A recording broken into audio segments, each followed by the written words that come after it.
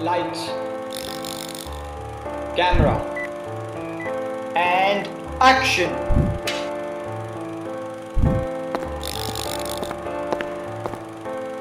Cut. Have you ever imagined that you would idolize a person so much and one fine day you just get an opportunity to interview them? Well, I'm living my best life right now because that's exactly what I'm doing. I'm here with Ayesha from Bollywood Funk. She's the artistic director. Ayesha, let me tell you, the first time I saw you was when she was choreographing Vishal Dadlani's show, remember? Yes. And I was so enthralled by her performance and her troupe's performance. So I'm so excited to chat with Ayesha. So Ayesha, welcome to the chat. Thank you so And much. for people who are honestly living under a rock, right? Because they need to know who this person is. Oh. So tell us a little bit about yourself. Okay, so my name is Ayesha Khanna and I am the artistic director of Bollywood Funk NYC Dance School. So thank you so much for introducing me so well, and I'm honored to know that you're my woman crush every thank day. you so much. Yeah, that just makes me feel a little good about myself. Thank you. So that was a great introduction. So I started this school about 10 years ago. It's a Bollywood fusion dance school. We're based in New York and in New Jersey. I started in 2007. And we teach Bollywood classes, we do shows, events, and yes, Vishal Dadlani show was a huge concert. We did a choreography to the song Malhari, and we made a video and they happened to like it, and they personally invited us and they said, why don't you come and join us, and the company got to dance with them on stage. So Bollywood Funk is my dream, my vision, your baby, my my heart. So it's not that you just started dancing when you came to the US, right? Like you have a solid history of being a prolific dancer, and you started when you were what, 4 years old? Yes. So from there to starting Bollywood Funk, a couple of years went by in the middle. Absolutely. So what happened in those years? I think a lot happened in those years. I did start my dance journey at the age of 4. Like any other kid in India, my mom is an artist and a very, very creative person, and she wanted me to. I think she probably saw the spark in me. I think I was always a natural dancer, but of course at that age I would not know. So for people who don't know, tell us about your mother, because they will know once you tell them. Okay, so my mom is a very well-known celebrity. She's a media person. She used to be on Doordarshan, the national television in India, and she was a news anchor, one of the most well-known. Her name is Salma Sultan, and she's my idol. So Mom, I love you. If you get to see this, I'll get good daughter, right here. I'll get you so she has been one of my role models, actually the biggest role model and the biggest anchor in my life, because I think a lot that I've learned creatively as an artist, I've inherited from her. And I think at that age when I was young, she's the one who's behind my dance career, because if it wasn't for her, I would not have entered my first dance class.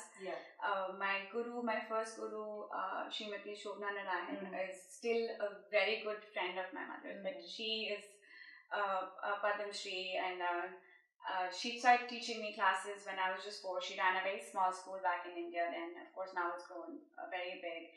I trained with her for 10 plus years. And that was my initial Kathak dance training, and we did shows and we did. So you started with Kathak? Yes. Okay. So Kathak is, I would say was, but still is. I think I miss it so much. It's such a beautiful, beautiful dance form. Not just because of the technique, but because of the amount of grace that's in it. And I think I have taken that grace has always been a part of my dance style and my creativity. So I've managed to borrow that and put into, the style that I put now, which is Bollywood Funk, and even in other projects or even with my other creative outlets. So that's where I started Kathak.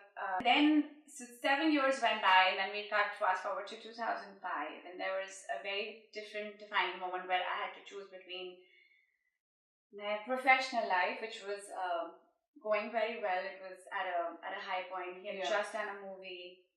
It was which movie was that? That was Whom. You choreographed Dhoom? Well, my choreographer actually choreographed Dhoom. Aditya Chopra was launching the first Dhoom series. That was 2004. He came with this movie and he wanted to just kind of change the game in terms of what the actor should look like, what the actress should look like. She should have abs. She should It was very hot. What was that? It was the Fast and Furious Indian style. Yes, it was. So he wanted to change the game. He wanted to change the perception of what a Bollywood actress would look like. So like you have Bollywood happening for you, and then somehow Bollywood Funk happened to you. So this kind of became so this became the connection. We did that movie. That's where the spark came in, because I had my classical background, then I started doing the other styles, and then this happened. And that's when I kind of switched something in my head, and I was like, hey, I've actually loved watching Bollywood movies my entire life, like everyone does. So I used to follow a lot of choreographers. And their styles, etc. But when this happened, it kind of changed my perception. And I said, hey, Bollywood can be edgy. And this is, I'm talking back in 2004. I'm not talking about 2017 when it's kind of becoming the norm. It was on that verge. It was when, Madhuri Dixit songs were still like, Aaja Nach Le was still the lead, etc. But so that's when I realized that, hey, I have all this training. What am I going to do with it? I remember my family asking me at the age of when I was 13, what are you going to do? And it's interesting, at that time I didn't have... 13? At the age of 13, I was asked what you're going to do. And I think I've had this vision since then that I'm going to open my own dance school. Except for that 13-year-old voice in you, it says, someday I'm going to open up a that school, never died. And the good news was that I am being very fortunate and very, very blessed that, my husband really understood me as a person, and he knew that I can never separate dance from me. It's kind of a package deal. It comes together. It's never going to separate. So that was not even the question. But New York is like a jungle in itself. It's mind-boggling. So when I walked in here, it wasn't like Bollywood Funk was ready. Hey, go open the doors. None of that. You had to start from scratch. When I see scratch. So Bollywood Funk actually came a couple of years after I moved here. And it started with, rumor has it that Bollywood Funk started with one student. And now look where it is. Before we even get to the journey of Bollywood Funk, I want people to know the magnitude of this institution that you have established over 20 years almost. So 10 years. Okay, so God willing, 20 years more. So tell us a little bit of the highlights of Bollywood Funk. I know you've had a lot of highlights in your career, but tell us the top 3 that stand out that we should know about. Wow. When you are dancing and you're doing everything from scratch, I think every single...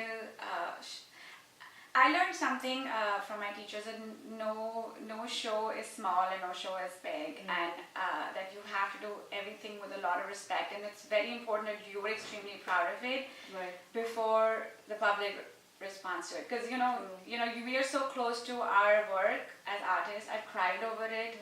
I've personally felt defeated. I have felt felt amazing, and I've also had sleepless nights. So for me to say, oh, these were like the best 3 or the best would be very hard. But yes, there have been certain moments which were when I felt that, I think I'm on the right track. So with Bollywood Funk, and you're right, when you start something when you say it's from scratch and you literally start from one student, it literally did start from one student. And it's funny because it started in my living room in my apartment. There was no studio, we didn't have that kind of funds, and I didn't want to even borrow that kind of money. I was like, I'm going to do it from scratch. But the defining moments would be working with people that I have respected a lot, and I've seen them. One of them being Master Saroj Khan. In case you did not know, she has like a bond with Saroj Khan. Tell us how that happened though. It is that's big, Ayesha, come on. It is big personally and in so many ways. Like I've cried I've never cried in front of any of my work colleagues or anybody I've like I'm in touch with in the capacity of a professional choreographer. It's like business, and it's like, hey, okay, But with her, I don't know, I found myself so vulnerable. Right. And I think the reason for that was, and I couldn't understand why. And I think the reason for that was when you're growing up and you are so much in awe and you respect someone so much. And when that person is standing in front of you, it's like, you were been worshipping God, and then one day he comes and says, hey, so what do you want to do? Right. It's almost meeting Beyonce. Or Oprah. Yeah, I did see her show when I was screaming, so that's the thing. But you're not like...